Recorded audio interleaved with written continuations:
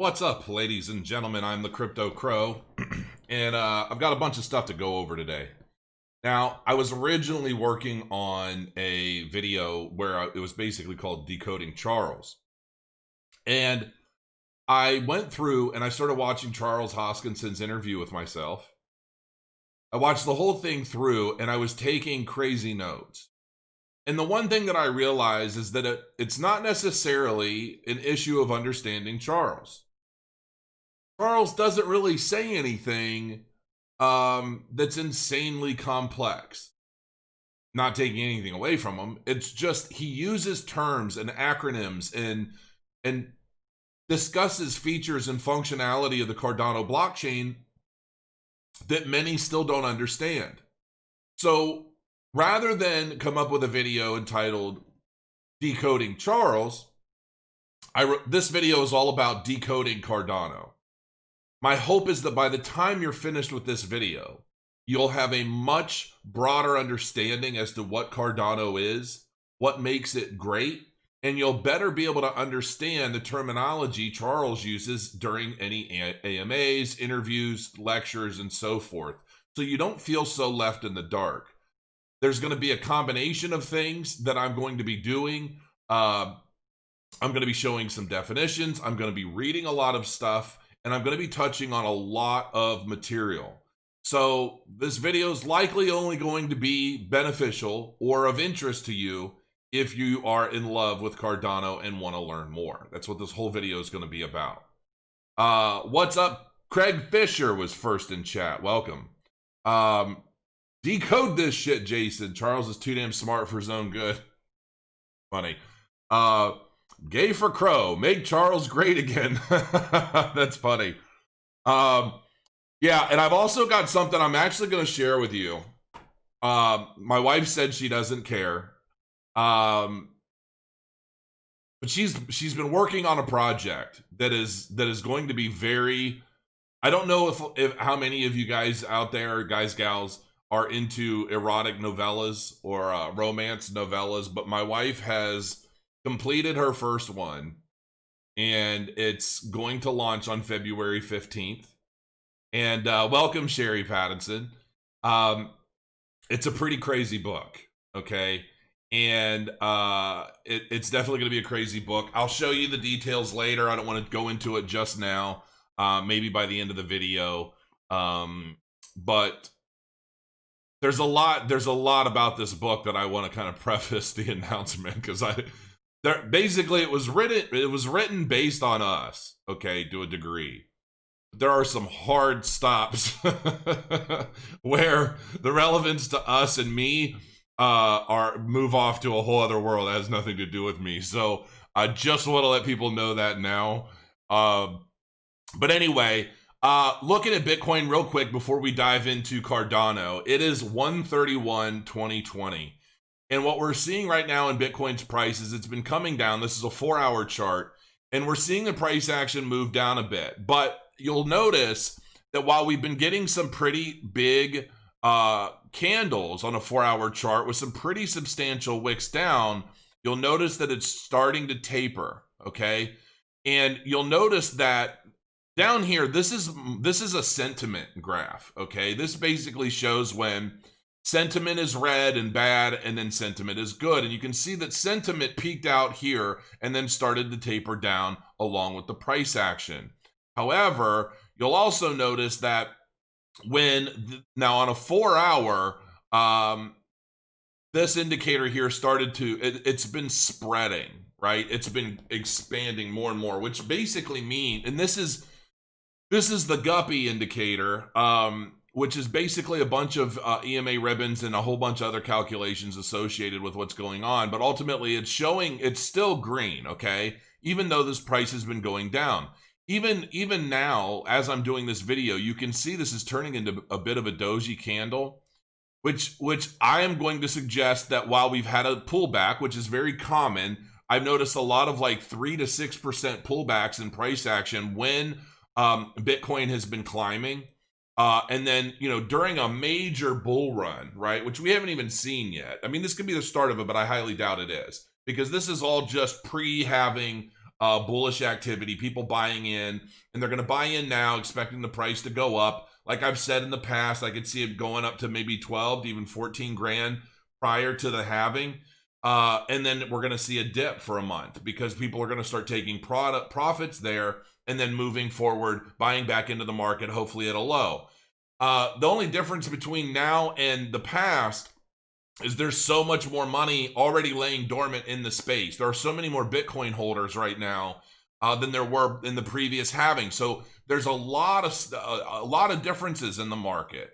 However, I'm expecting to see a turnaround from here and then potentially another pump back up. And I'm hoping personally, and this isn't based on, I don't know what anybody else is saying because I haven't been looking, but from here, I would honestly like to see us hit 10,000 in the next pump up because the Bitcoin halving is definitely closing in and we're going to get there sooner than later. So, and I'm even seeing some things that the Bitcoin halving may have been pushed forward a few weeks. So we'll see what happens. But are you more bullish on Cardano or Bitcoin in the next 2 years? That's tough, man. I think so. The one thing that I've definitely learned about crypto investing over the past 2.5 years is it's not necessarily about the project, but the timing. To give you an example, had I bought Cardano when Cardano was at 3 and 4 cents and Bitcoin was at 8,500, there was a point, and I think I showed everybody on a video, there was a point where I could have gotten like 430,000 Cardano for 1 Bitcoin. Well, that's been cut in half because Bitcoin's price has gone up a little bit. Bitcoin's price didn't double from there, but Cardano's price did. So had I bought that, I'd have already doubled my money. So, and if Bitcoin or if Cardano continues to do everything that we're going to be talking about in this video, well, then it's hard to, it's really, I don't want to make any predictions. I feel like I got my butt kicked a bit in this bear market. Projects that I was wrong about. There have been many projects that I was right about and still am. But it's like, I don't know. You get to a point as a YouTuber where you kind of realize the influence that you do have. And I'm starting to realize that there's definitely a certain level of responsibility associated with it. Now, there's a difference between responsibility and then morally and ethically sound. I've always tried to be morally and ethically sound. I've always been transparent about any paid content. I've always been very open since day one. However, if I tell everybody right now that I think Cardano could see $3 to $5 at the peak of the next market and everybody runs out and buys it, Charles happens to get hit by a Lamborghini tractor on his way to the pig farm or something in Malaysia or Mongolia or who knows, before all these other things launch, and then it tanks, and then everybody's like, Crow, you were wrong, you're an asshole, you don't know what you're talking about. You know what I mean? And there's going to be a time in the future when I am going to be doing a lot of calculations based off of what's happening, what I expect to happen, how I expect things to change on Cardano moving forward. And then I will be doing some calculations and trying to establish a potential future market cap and then future price valuation. But that's not going to be this video. This video is really going to move into just explaining a lot of different things about Cardano, reading a lot of different materials, and all the links for everything that I'm going to touch on are already in the description of this video right now. So you'll be able to find that stuff and further jump down the rabbit hole and learn more yourself. So anyway, I'm hoping to see this doji candle start to turn, and then maybe in the next 4-hour candle, we'll start to see some white. I changed this color scheme because I just love it so much better. I mean, it's just so much, I don't know. There's something about the color blue when it comes to trading. Blue and white. Blue is bearish, white is bullish. So, white is green, blue is red. I just like that a lot more. Now, if we're looking at the same indications on a daily chart, all we're doing is wicking down a little bit, right? So we haven't moved up, but on a daily chart, you can see how it's likely going to be much easier. Anytime we go blue, and I know this isn't about price range. There we go. So to give us an example, let's say we went from this blue candle and then we wicked up. We got up about 17%, right? So if we do the same thing on this candle, we went blue and then we went up about 16%. Now, if Well, this hasn't even gone, you know what I mean? This hasn't even gone blue yet. So maybe we should take a look at the 4 hour. Yeah, there's no real correlation there. I was thinking, you know, maybe it's a little bit of a dip and then we go up an average of 16-17%. But if we, let's say we struggled a little bit here, but, you know, we continue to push up from here, then, you know, 16-17% is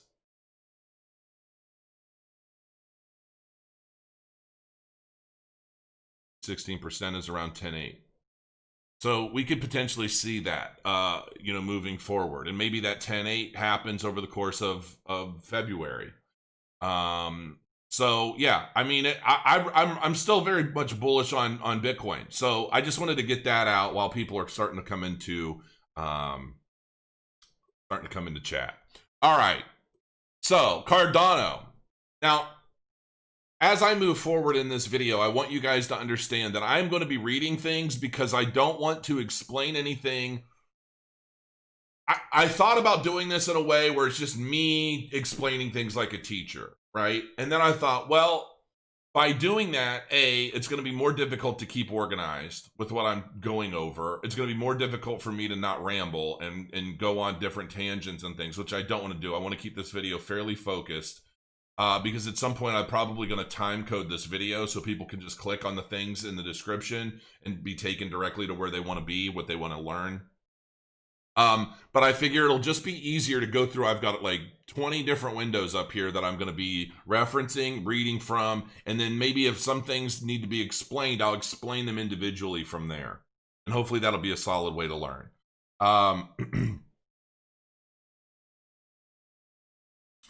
Billy, that's dead. That's not happening. And that was a prototype anyway. I don't think anybody on the planet Earth would have the balls to launch a project like that. Not in the US anyway. References are great. Yeah, they're all down in the description right now. So Cardano is a decentralized public blockchain as well as open. Oh, it says that. And cryptocurrency project and is fully open source. Cardano is developing a smart contract platform which seeks to deliver more advanced features than any protocol previously developed. It is the first blockchain platform to evolve out of a scientific philosophy and a research-first driven approach. Basically, they're saying, look, we're writing all these papers. We're going through, and they have hundreds of papers on, you know, project theory, game theory, all this different stuff. What could work? What might not work? And then all these scientists come together, they go over their work and their writings, and then they figure out, okay, now we're going to build it. It's almost like their way of designing the car before they take it to manufacturing, okay?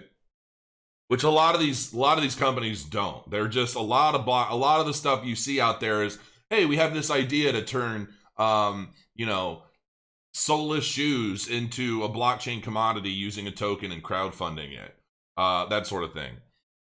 The development team consists of a large global collective of expert engineers and researchers. Ouroboros, the first provably secure proof-of-stake algorithm peer-reviewed by academics. All right? Now, before we dive into some of this other stuff, I want to look at some of the metrics of Cardano, okay? Where it's been, where it is, and where I expect it could probably go. Now, obviously, so the price right now, it's down 6.5%, so it's back down to 5.3 or 5.53 cents. You know, it's been dipping a little bit along with Bitcoin, just as everything else does.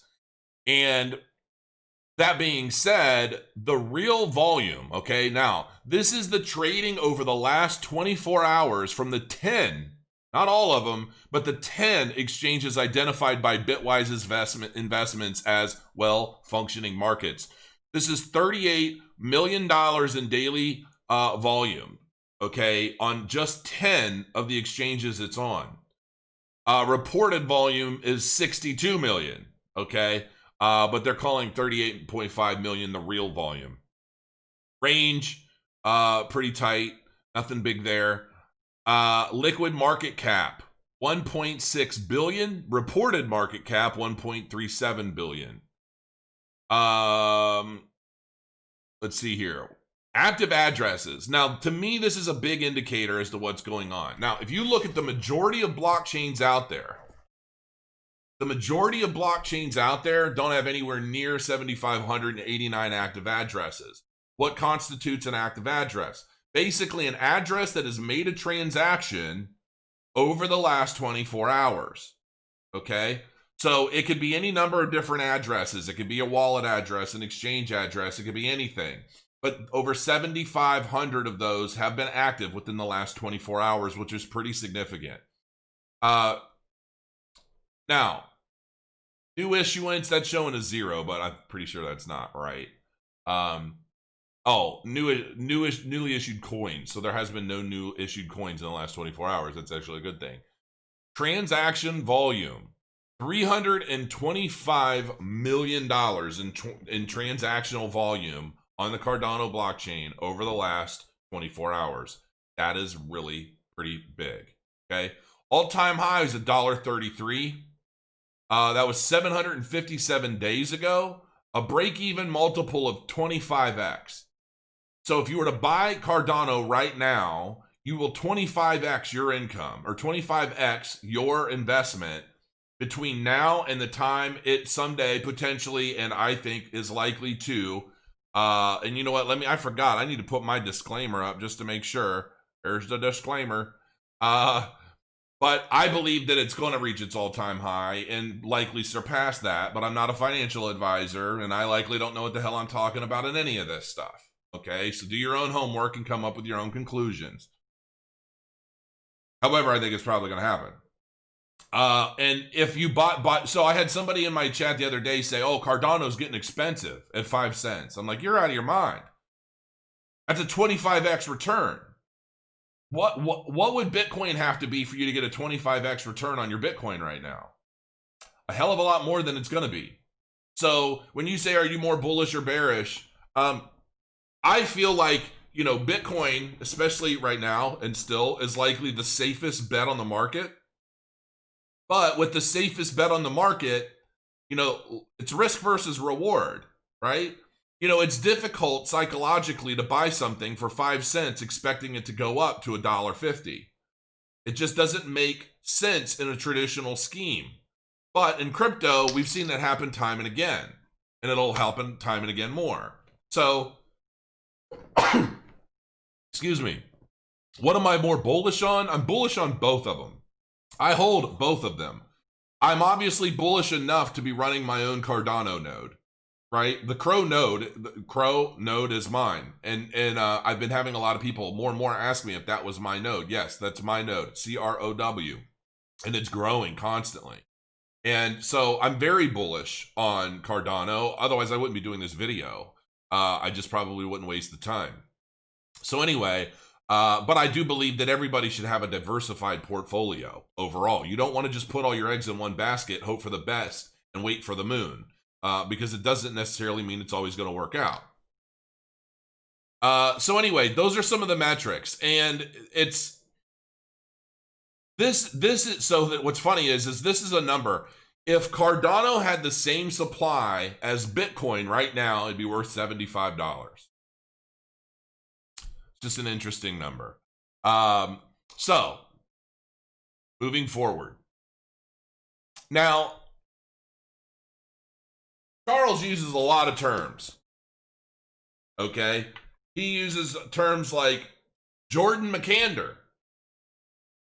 That's what I had written down, listening to him twice. And I wrote it down 2 different ways. Well, it's not Jordan McAnder, because I'm thinking this was a developer.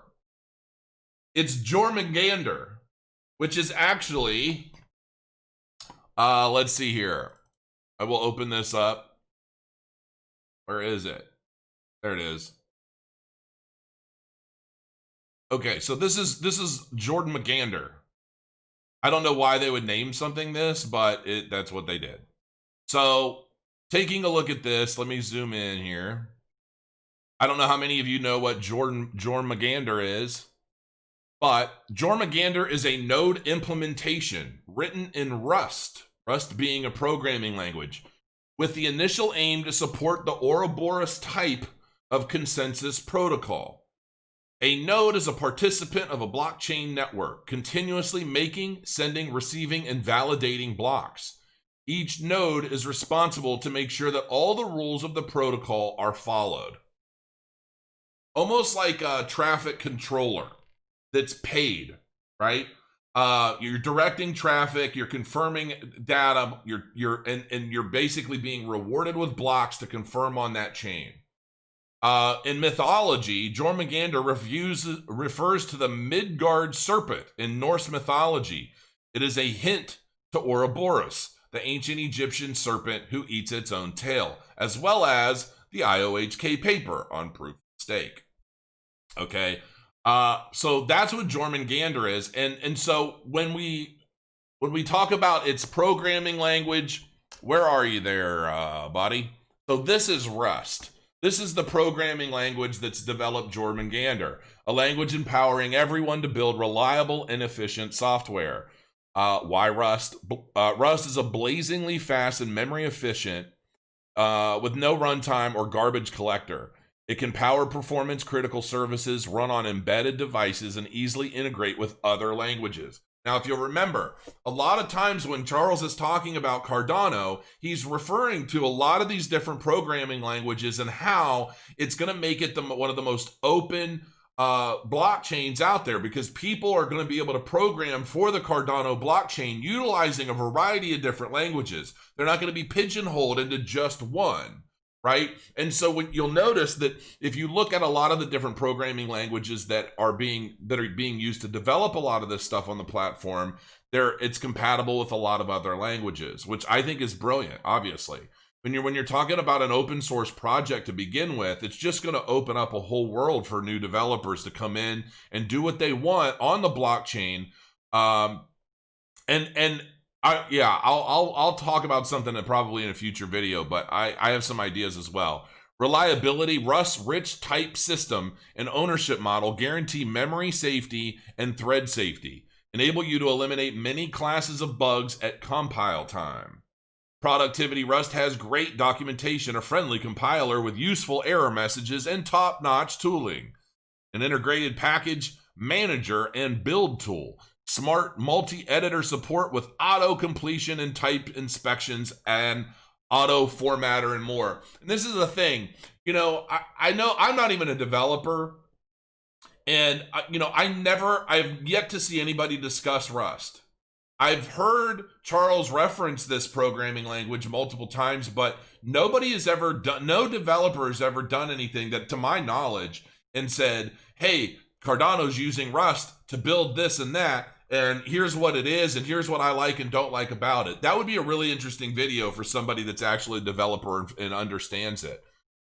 Maybe my developer can come on and explain a lot more about Rust if anybody's actually interested in the future. But that's, this is just, I just want to show you what Charles is referencing in these AMAs. When he says developed in Rust, this is what he means. This is the language. Again, link in the description for those that are interested in that. Now, this is the Cardano roadmap, okay? And it's actually a daunting thing to go through the Cardano roadmap. And I'm very well aware, because you could start reading like Shelly, okay? All right, Shelly's all the way over here. But so you could start down Shelly, and we're going to take a look at this. We're going to dive into it a bit. But when you're going down, there is so much content. There are so many academic papers, there's so many research studies, you name it, that you could just sit here and read probably every night for a year and never run out of material. And in doing that, you would probably learn so much that you would end up becoming a Cardano expert. Sadly for me, I don't have the time. I try to poke at a lot of this stuff. Especially if I see Charles in an AMA or something and he references something, I'll look it up because I want to know what he's talking about, right? But we're going to start here. This is Ouroboros. And what we're going to do is I'm going to read this, and I'm hoping it's going to help you better understand the difference between proof of stake and proof of work, and why Cardano went that route, and why it's ultimately going to be far more beneficial than proof of work. Proof of stake mining. Cardano uses a new proof-of-stake algorithm called Ouroboros, which determines how individual nodes reach consensus about the network. Now, consensus being a big keyword here. And let me see here. Where it be? There we go. Basic primer. Blockchain consensus protocol guide. A blockchain is a decentralized peer-to-peer system with no central authority figure. While this creates a system that is devoid of corruption from a single source, it still creates a major problem. How are any decisions made? How does anything get done?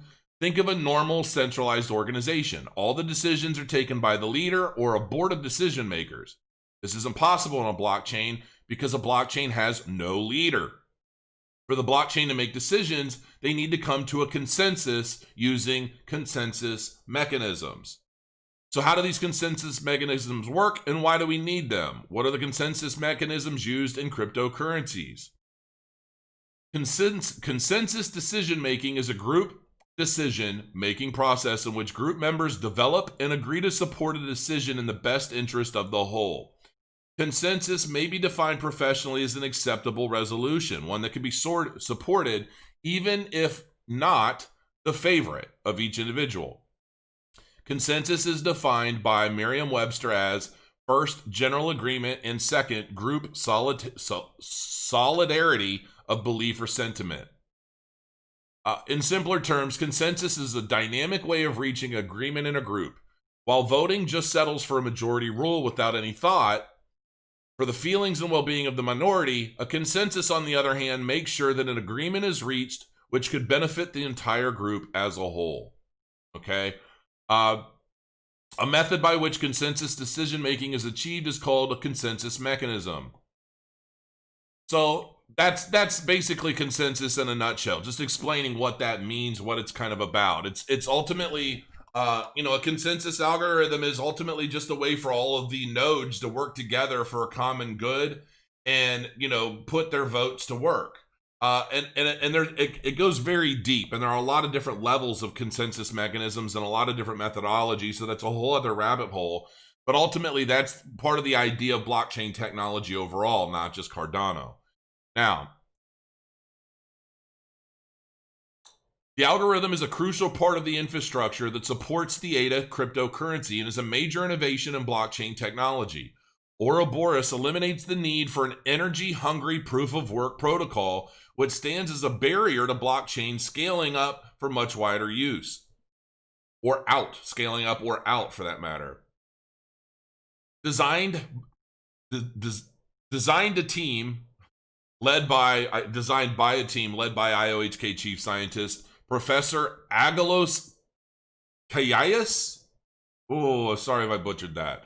Ouroboros is the first proof-of-stake protocol that has mathematically been shown to be provably secure and the first to have gone through peer review through its acceptance to crypto in 2017. The leading cryptography conference. The level of security demonstrated by Ouroboros, welcome Paul, by Ouroboros compares to that of Bitcoin's blockchain, which has never been compromised. Okay, what is proof of stake? In proof of work, miners invest computing power, which is like your GPUs, right? So I have my 6 GPU mining rig, and I've invested in that hardware to produce results on the blockchain, okay, that I benefit from in the term of rewards. Invest in computing power to compete to be chosen as the leader who gets to make the next block and win a reward for doing so. By contrast, in proof of stake, the stakeholder who will form the next block is randomly selected, proportionately to the size of the stake that they have according to the blockchain ledger. Now, the other facet to this is, anytime a block is mined up, the individual, that miner that mined up that block gets the reward, right? So you're thinking, if there are tens of thousands of people out there mining something in particular, how is any one person going to have a chance? How is anybody being able to calculate their earnings? Well, that's what mining pools are. So typically, like when you join, like when I built my 6 GPU rig to mine Aeon, I joined an Aeon mining pool, which is ultimately a collective of individuals who have built these rigs connecting them on that network so that when one person gets credit, the distribution goes out to everybody evenly. So the idea being, it's like casting a much larger net to pull in blocks that everybody benefits from, rather than to try and do things individually. And, maybe you don't get a block for 6 months. When you do, it's a substantial reward, but the likelihood is much less as more miners come on board that it's going to be you that gets that reward. So everybody joins a mining pool and then divides the rewards that are much more consistent within the pool, the larger that pool becomes. Okay? Proof means having evidence that blocks of transactions are legitimate. Stake means the relative value held by addresses on the node. Relative value is all the value held by wallets on a particular node divided by total value in the system. There have been a number of attempts by other cryptocurrencies to develop a proof of stake algorithm, although these protocols have suffered from flaws and have not been shown to be provably secure. For a blockchain to be secure, the means of selecting a stakeholder to make a block must be truly random. An innovation of Ouroboros to produce the randomness for the leader election process is to do this by way of a secure, multi-party implementation of a coin flipping protocol. Sometimes the most complex issues could be solved with a simple thing. Okay. Now, this was a thing for Jormungandr. Cardano's Charles Hoskinson announces the release of Jormungandr. That was January 30th, so yesterday. So this is an article that you can check out. Improvements to logging and storage bootstrap network tasks and chain selection. Improving bootstrapping reliability by retrying. Reduce the CPU impact. Okay. So Cardano enhances its science focus with new commercial strategy. And we're going to dive into some of that. Okay, so we went into Jormungandr a bit and defined it. Okay, so let's go into, what we can do is we'll dive in a little bit to some other things real quick. So a lot of people have heard him reference Haskell, okay? When he's talking about, when he's doing his AMAs and he's talking about what Cardano's being built on and things like that. This is Haskell, an advanced, purely functional programming language. Now, I've heard a lot of pros and cons to using Haskell. Apparently, from what I remember, Charles didn't just develop this in Haskell. He actually brought the creator of Haskell on board to help facilitate things. Like, he went straight to the man that created it to begin with. And so that's actually pretty cool stuff. But this is Haskell. Check it out. There's a link in the description if you're interested. Another thing that he referenced in my interview with him was Gen 2, basically establishing a partnership with Gen 2. Now, ultimately, we a lot of us have seen Cardano as a means of doing a lot of the atypical blockchain use case type stuff, right? So we've seen whether it's from gaming or counterfeiting or like just a lot of the same kind of stuff. That's what we look at as being a use case for Cardano. Well, they're obviously thinking even much bigger than that. And so when they're talking about coming and making this a much more commercially viable blockchain product, they want to attract these institutional clients, these institutional developers, these institutional projects. And one of the companies that they're looking to help with that is Gen 2 financial products, securitization experts. And so I looked up the company. The more I talk with my beard, that's why I'm always like this, just so you guys know. Your tailor-made issuance solution for financial products, fast, modular, Swiss compliant. 20 employees, gender diversity, 13 nationalities with 16 languages in 2 different locations. So that's their way of basically saying, look, we've got people of all types and all minds, and that's great. So you can check out Gen 2, but that's what he's talking about in terms of the partnership.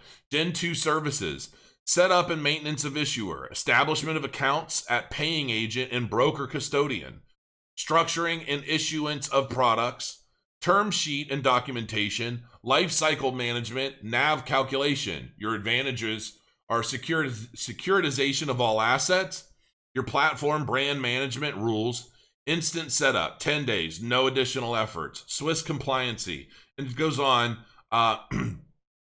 Issue and solution for all assets, portfolios, private equity, private debt, peer-to-peer, pay-per-use financing. That's interesting. Completion bonds, monetize network effects. So you could go on and dive in as deep as you'd like. If you're interested in basically one of Cardano's new partners and what they plan to do.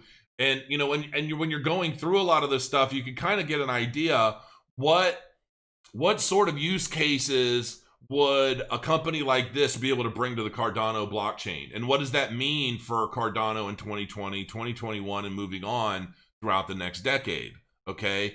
I say pretty substantial personally. So I'm very much interested in diving deeper into that at some point in the future as well. Now, we're going to go back and we're going to look at Shelly a bit. Because I want people to understand the difference between Shelly and Goguen and what the two mean. And, you know, you'll notice in my interview, I discuss how the two and Charles discusses how the two are going to work together and how they're going to ultimately support each other, even though they're completely different things. Following on from the Byron era, the Shelly era of Cardano is a period of growth and development for the network. Unlike the Byron era, which began at a single point in time when the mainnet was launched, the transition to Shelly is designed to achieve a smooth, low-risk transition without service interruptions. The Shelly era encompasses the critical early steps in Cardano's journey to optimize decentralization. Okay? And like any first steps, these will be gradual but significant. During the Byron era, the network was federated. But as the Shelly era progresses, more and more nodes will shift towards being run by the Cardano community or towards being run by the Cardano community. Well, keep in mind, this was all written a while ago. So we're already seeing a lot of this stuff now come to fruition. I mean, with an incentivized testnet with over 1,000 node holders or node operators, I mean, you know, when I see people talk about Cardano and how they haven't done anything, I'm thinking, this is one person saying something and then a bunch of ignorant people repeating it. I mean, that's it. Because nobody's going to put in the time. If they want to believe for one reason or another that Cardano's no good, they're basically eager to follow it's like this blind leading the blind mentality. They're not even diving into the project for anything other than, I mean, nothing technical, nothing meaningful. And so it's not helping anybody, right? We're seeing a lot of the stuff that's been mapped out now starting to really hit home and come to fruition, which is what makes it so exciting. We're starting to see all these things happen now. And it doesn't matter if things happen a little bit late, as long as they happen, and they are. And that's one of the reasons why I'm starting to get much more excited about Cardano, because, you know, talking to my developer and better understanding how our node operates and what's associated with it, and then knowing how difficult it is to operate and set up a Cardano node, the fact that so many people find it worthwhile in doing, the proof is in the pudding. That's all I can really tell you. But Shelly is ultimately a big part of why those exist and why things are operating the way they are. Shelly is all about the decentralization of the network overall. Okay? Come the end of the Shelly era, we expect Cardano to be 50 to 100 times more decentralized than other large blockchain networks, with the incentive scheme designed to reach equilibrium around 1,000 stake pools. Well, we've already beat that on testnet, and it's going to get a lot bigger than that come mainnet. Current prominent blockchain networks are often controlled by less than 10 mining pools, exposing them to serious risk of compromise by malicious behavior. Yeah, because if you think about it, you've only got 10 mining pools that are basically controlling a blockchain's entire network.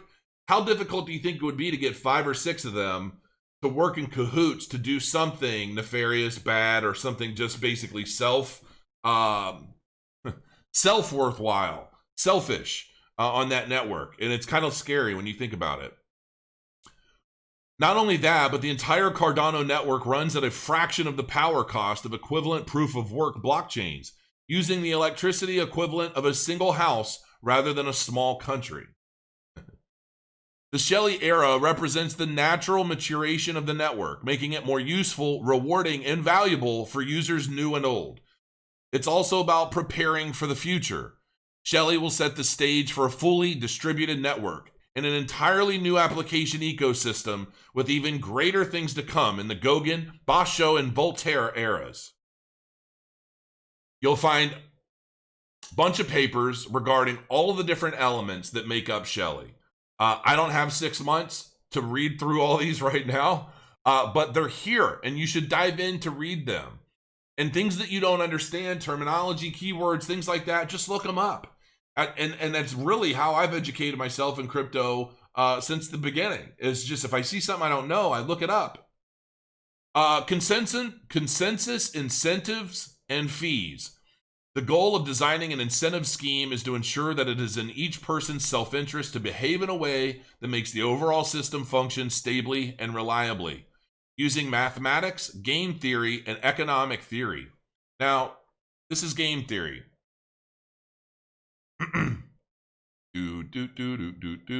Game theory is the study of mathematical models of strategic interaction among rational decision makers. It has applications in all fields of social science as well as in logic, systems science, and computer science. Originally, it addressed zero-sum games, basically the idea that if one person has it all, somebody else has to have nothing, in which each participant's gains, I must have been psychic, I felt my phone buzz and that was it. Today, game theory applies to a wide range of behavioral relations and is now an umbrella term for the science of logical decision making in humans, animals, and computers. So that's basically the overall idea behind game theory. Delegation certificates. Stake delegation is facilitated by a delegation certificate assigned by the ADA holder on delegation and recorded on the blockchain. The ADA holder can later change their delegation settings at will by issuing a newer delegation certificate. Open Ouroboros delegation research papers and implementation. Stake pools, Ouroboros Praus. As Cardano grows, it is essential that we maintain security. Ouroboros Praos improves upon Ouroboros, our proof of stake protocol. Presented at the leading cryptocurrency conference, Eurocrypt, Praus provides security against adaptive attackers, tolerating harsher network conditions while also bringing efficiency and hence scalability improvements. Through private leader selection and forward secure key evolving signatures, Praus ensures that a strong adversary cannot predict who is going to be the next slot leader and launch a focused attack, such as a DDoS attack. That's actually brilliant, and I've never actually seen that before. One thing I want to also address, another definition here, multi-signature. A lot of people seem to not understand what a multi-signature. Multi-sig stands for multi-signature, which is a specific type of digital signature that makes it possible for two or more users to sign documents as a group. To give you an example, let's say you're part of a blockchain company and you need to send out payroll and you're paying everybody in your own cryptocurrency. A multi-signature wallet enables all of the higher ups. So let's say you have an executive staff at the top, when they all have to agree to send out these payroll payments to everybody. It's not just one person in control of the entire wallet and all of the corporate funds. It's everybody. It's kind of like, like the nuclear switch, right? It's like, in movies, you always see two guys and they have to stick their key in and turn it at the same time. Kind of what multi-signature is on the blockchain or for blockchain wallets. Everybody has to agree and everybody has to sign. That becomes one completed signature and the transactions go through. It's very important. It's very powerful for maintaining security for a lot of different reasons, most of which being very obvious. You can give me some feedback and let me know if you're actually learning anything with this video. Actually, the high was $1.33, not $1.17. 195 viewers that are live. I want to make sure that you guys are getting something out of this, because if you are, I may start doing something similar for other blockchain projects. Just explaining some of the things that make it a little bit, it's always going to be convoluted, but make it a little bit easier to understand or highlight some of the key things. Looks like most people are just interested in price predictions. Ouroboros BFT. Successfully implementing Ouroboros BFT is a major development milestone ahead of the Shelley era. With the release of Cardano 1.5 and OBFT, the process of preparing the network for gradual decentralization can begin. This update won't affect the functionality currently available to users, but it is a necessary technical step. This is what Charles was talking about, the OBFT hard fork. Okay? So, rails are usually hard forked when splitting from 1 to 2 rails. Charles Hoskinson, co-founder and CEO of IOHK, announced a hard fork that should occur probably in the middle of February. Some people wrongly expect that there will be new ADA coins. No new ADA coins will be created. Do not be confused. Hard forks are not always about the creation of new coins. Looks like February. At pretty high certainty, we're going to have the OBS. I'm wondering, did he take this off of my interview? Maybe not. Looks like maybe this was 9 days ago. Okay. But infrastructure looks pretty good. So mid-February, we anticipate an OBFT hard fork. It is worth to mention that the hard fork is expected for a long time, and it is a way how to get.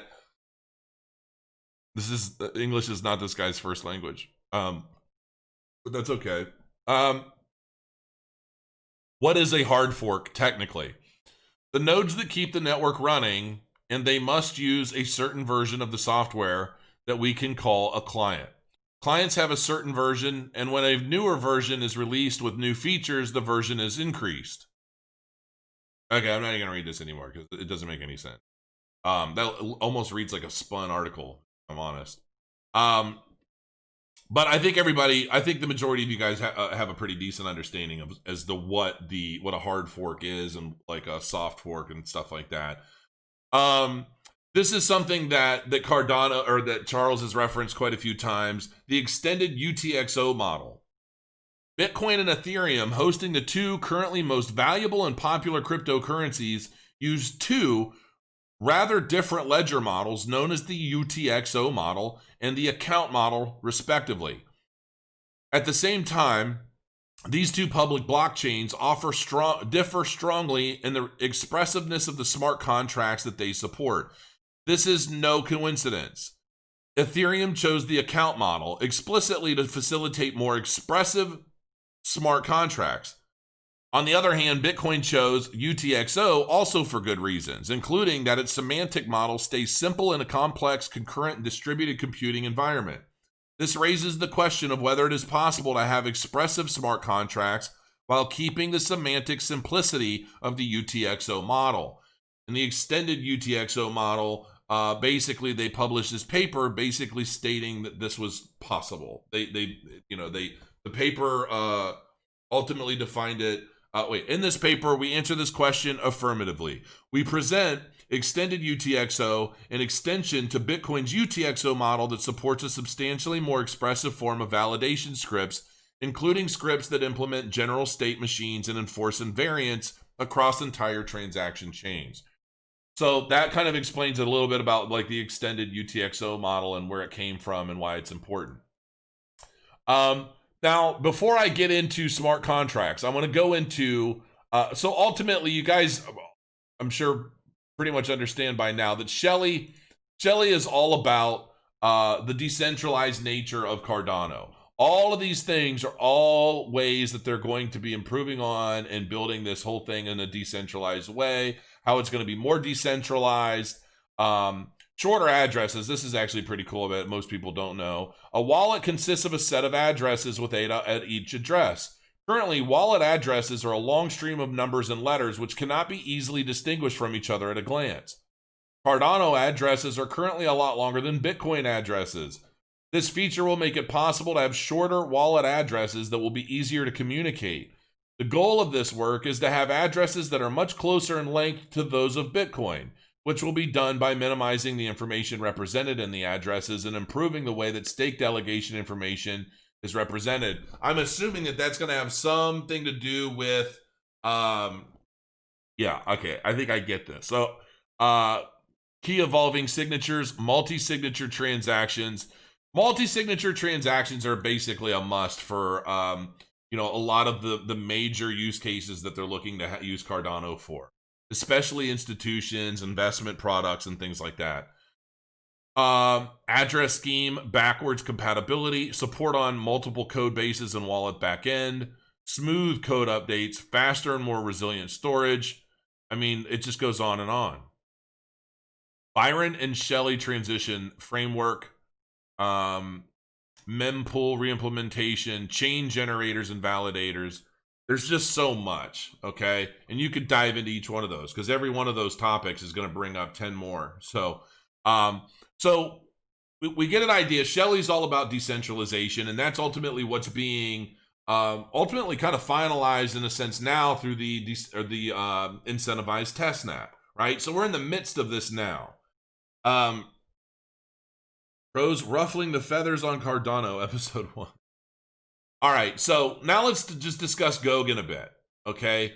Goguen is ultimately everything about Cardano's smart contract protocol. This is all about the different ways and functionalities associated with Cardano's smart contracts. With the integration of smart contracts, the Goguen era represents a big step forwards in capability for the Cardano network. Where the Shelley era decentralizes the core of the system, Goguen adds the ability to build decentralized applications on Cardano's solid foundation, peer-reviewed research and high-assurance development. The work for Goguen has been underway in parallel with Shelley, and when complete, will allow users from technical and non-technical backgrounds to create and execute functional smart contracts on the Cardano network. Technical and non-technical people will be able to create smart contracts on the Cardano network. Okay, that's a pretty key factor. One of the goals for Goguen era has been the creation of Plutus, a purpose-built smart contract development language and execution platform using the functional programming language Haskell. Plutus is already available for testing and brings the benefits of functional programming to smart contract creation. It also allows one code base to support both on and off-chain components, improving the coherency and usability of the development experience compared with existing smart contract implementations. The Goguen era also encompasses work to make Cardano accessible to wider audiences via Marlowe, allowing financial and business experts with no previous technical knowledge to create smart contracts. Marlowe is a high-level, domain-specific language, or DSL, as Charles referenced. I wanted to crack a joke in that interview, but I didn't. For financial contracts, which is built on Plutus. Marlowe comes with Meadow, an easy-to-use application building platform that non-programmers can use to build financial smart contracts. I'm actually looking forward to that because I definitely want to play. The combination of Plutus and Marlowe will enable a new class of enterprise-level smart contracts with varied functionality, capable of underpinning large-scale implementations in the real world. There's just so much. And then this breaks down, all of the different things that are kind of explained in that main category, or that whole main description.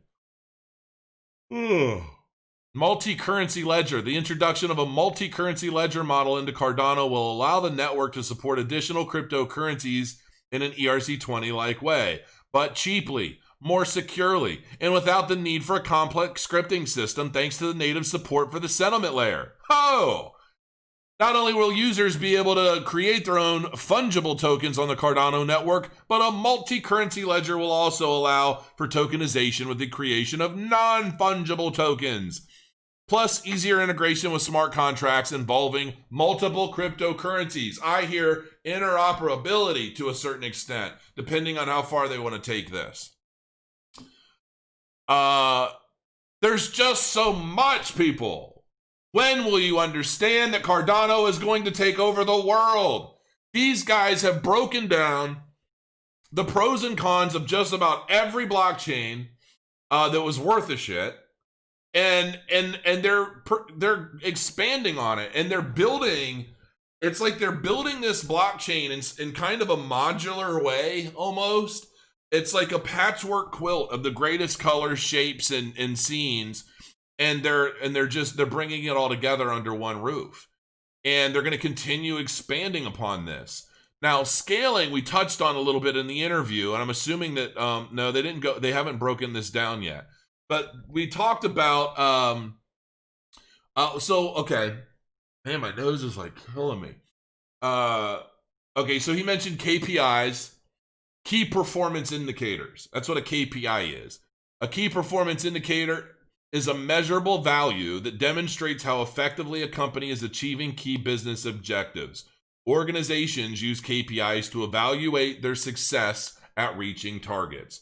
So you hear Charles throw KPIs. He's throwing that around all the time. It's basically just like a measurement tool to distinguish like how well they're doing. Aggregation is another term that pretty easy. I think the majority of you understand. An aggregation is a collection or the gathering of things together. Your baseball card collection.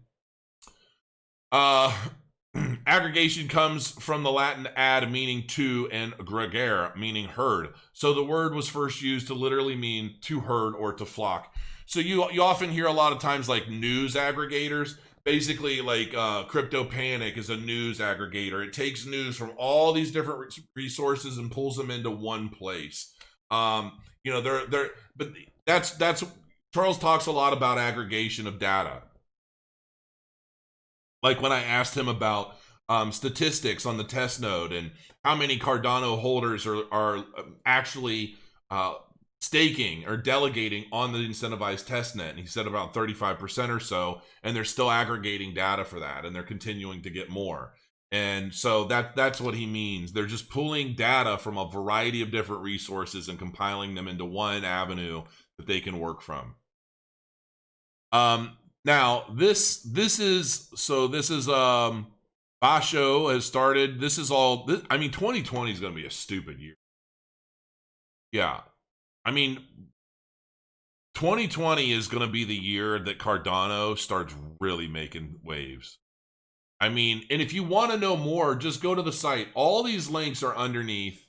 Make sure you check them out because there's so much good stuff, guys. Now, but I'm gonna make this note here.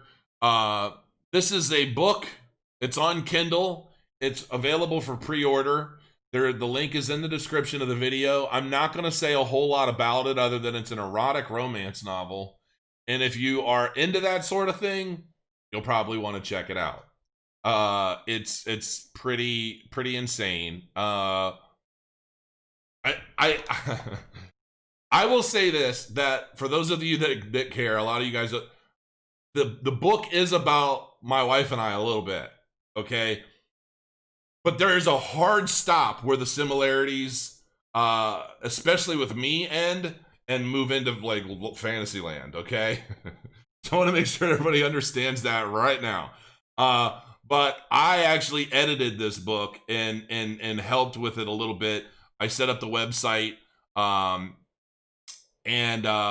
Felicity Lane is a writer's name. And so yeah, it's gonna be fun. It's just kind of a fun thing, but I thought I'd let everybody know the book actually will release on February 15th, 2020. If you're into this sort of stuff, you'll love the book. If you're not, I don't know, you might still like it. I don't know, but I read it as I was going through and like formatting it because I was helping her format everything. And so it's a fantastic book. I will say that. I just told my wife I was going live like an hour ago, and she texts me and calls me and everything. I don't get it. But anyway, so you can check that out if you're interested. Now, the last thing that I want to discuss a little bit here is sharding. Every time, oh my gosh, hold on. Let me see what's so important. Yes, dear, I am live as I said I was going to be. Uh-huh. I saw the text. I just can't respond because I'm busy. So let me finish this up and then I'll call you back, okay? Love you, bye. See, my wife is very determined. If she calls me once and I don't answer, she'll call me again and again and again until the phone gets my attention. All just to find out if I wanted anything from the store. God love her, but she's like, that was over an hour ago. And I guess it was. It's exactly 1 hour ago that I started this video. So what is sharding? The process involves breaking up a very large database into smaller, more manageable segments with the idea of improving performance and reducing the query response time. Sharding is not a new concept and has been around in traditional centralized database management since at least the late 90s. The term was actually popularized by one of the first massively multiplayer online role-playing games, Ultima Online, in which developers split layers across different servers, different worlds in the game to cope with the traffic. What is sharding in terms of blockchains? The blockchain network is the database with the nodes representing individual data servers. If we apply sharding to blockchain, this would mean breaking up the blockchain network into individual segments or shards. Each shard would hold a unique set of smart contracts and account balances. Nodes would then be assigned individual shards to verify transactions and operations instead of each being responsible for verifying every transaction on the entire network. So basically, you know, in closing to a lot of this, and this is just the first, I'm probably going to do another one of these in the future. And, you know, what's Bitcoin doing? Let me check this real quick. Just I'm curious over what's happened in the past hour. Actually, it looks like it's, no, it hasn't turned yet. Okay. So, but ultimately, there's so much stuff. Like a lot of people ask, you know, why Cardano over Ethereum? Man, everything that Cardano has broken down and expects and plans to do moving forward is substantially more powerful, and just overall better. I mean, I don't know what to say. Dude, it's hard to imagine 7 foot you and 5 foot wife. Yeah, I know.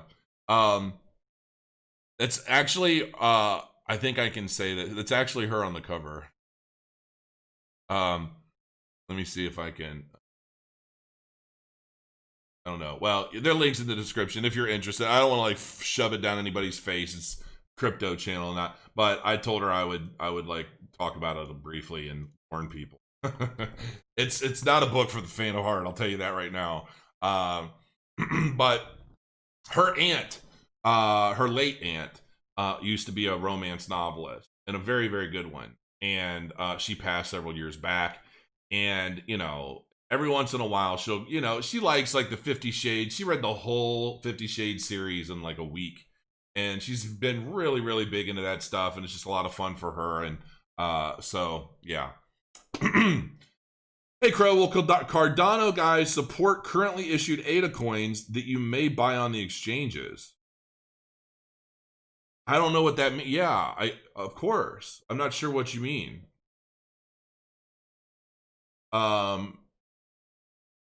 You still have a bag of ETH? Show the cover? I don't know. If enough people ask me to show the cover, I'll pull the cover up. But I don't want to force it down. There's 180 views since I stopped. I'll talk about stuff. I'm cool with promoting it. I posted it on my Twitter. You know, if enough people say, hey, show the cover, I'll show the cover. But I want like at least 10 people that want to see the cover. Because my wife is on the cover and it's pretty cool, but I don't want to shove it down anyone's throat. I thought ADA reached $1.33. It did. I don't know. Somebody in chat is saying something about $1.17 or something. Cardano's original all-time high was $1.33, 757 days ago. So, yeah. Crow, I am so subscribed to your channel. Love your work, man. Well, good. I appreciate that. Show the code. That's 2. Talking about secret desires and following it with sharding is bad form. I almost made that joke myself, but I thought that'd be pretty bad. Joe it. Get the bags of whatever give you value and purchase it, stuff you really need want. Yeah, I am incredibly bullish on Cardano. I guess I'll show. What did I do it? Where did I put it? I guess I can pull it up on I'll go to, hopefully people aren't hating me for putting it out there. Book is crazy. There's the cover. It's called Guarded Desires by Felicity Lane, and it's part of a 3-book trilogy called Bytangled. She made up her own term, her own word, and actually added it to the Urban Dictionary. So yeah, and if you go to thefelicitylane.com, this is the website for the book, or for the series of books. So there's all kinds of stuff. There's like a cartoon version of her, and so no book reviews yet, but I got to delete those actually. But can fantasy be real? So anyway, so that's her website, and you know, there's a whole bunch of stuff that I'm working on with that. And yeah, so it's a fun thing, and she's really into it. Like anytime she's got spare time, she goes and starts writing. So it's a lot of fun. I don't know what that is. Holy hotness. Yeah, tell me about it. It's pretty insane. She's been like just working so hard. She's doing really, really well. I'm actually getting ready to start joining. I'm going to be rejoining a jiu-jitsu gym again here very, very soon. Probably within the next week. I wanted to get a bunch of stuff finished up. But I'm going to get back into jiu-jitsu because I really just, I need to start getting more active again. What actions do we have to take to keep up to date? Will anyone miss out if they put ADA in cold storage and forget about it for 5 years? Yeah, you want to delegate it. I mean, that's really a significant part of proof of stake. It's delegating it or staking it and generating rewards. Why would you just put a proof of stake token on a wallet and let it sit unless you were concerned about something? So yeah, I would suggest definitely you want to stake it. I did. I showed the cover, so you're gonna have to rewind. Oh, this is Masari. It's Masari.io. That's what this site is. They give you a lot of information on a free account, but a lot of what I consider to be some of the most important and best information, you have to have a membership to get it. And you can do a lot of different stuff with it. You can pull up a full screener and customize any of the different metrics that you want to see in this, and you'll see some of them are locked. Real volume is locked, liquid supply. There's a lot of different stuff that they've locked. It wasn't always like this. They just started, they're like, oh, we got a bunch of people using our site, let's start charging them. And so they took out some of the data and said, pay us for it.